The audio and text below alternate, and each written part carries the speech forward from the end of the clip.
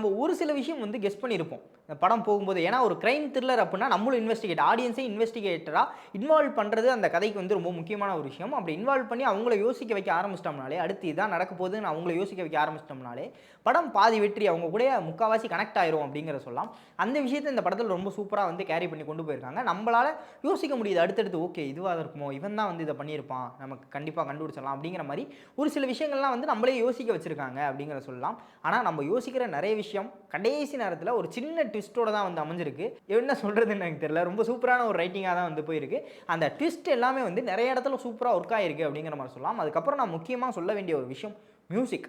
நீங்க படம் பார்த்துட்டு வெளிய வந்தீங்க அப்படின்னா, இந்த படத்துல மியூசிக் இருந்துச்சா? அப்படிங்கிற ஒரு விஷயம் வந்து நமக்கு கேள்வியா இருக்கும். ஆமா பாட்டும் எங்கவும் வந்த மாரி தெரியல. மியூசிக் பிஜிஎம்ஸும் அந்த அளவுக்கு எங்கேயும் வந்த மாரி தெரியல. அப்படிங்கிற மாரி மறக்கக்கூடிய ஒரு விஷயமா தான் வந்து மியூசிக் இருக்கு. இது எனக்கு ரொம்ப பாசிட்டிவான வேல வந்து நான் சொல்றேன். மறக்கக்கூடிய விஷயம்னா, அவ்வளோ மியூசிக் இல்ல அப்படிங்கிற சொல்ல, இந்த படத்துக்கு அவ்வளோ ஆப்ட்டா மியூசிக் எல்லா இடத்துலயும் வந்து ஃபிக்ஸ் ஆகியிருக்கு அப்படிங்கிற மாரி சொல்லலாம். அதனால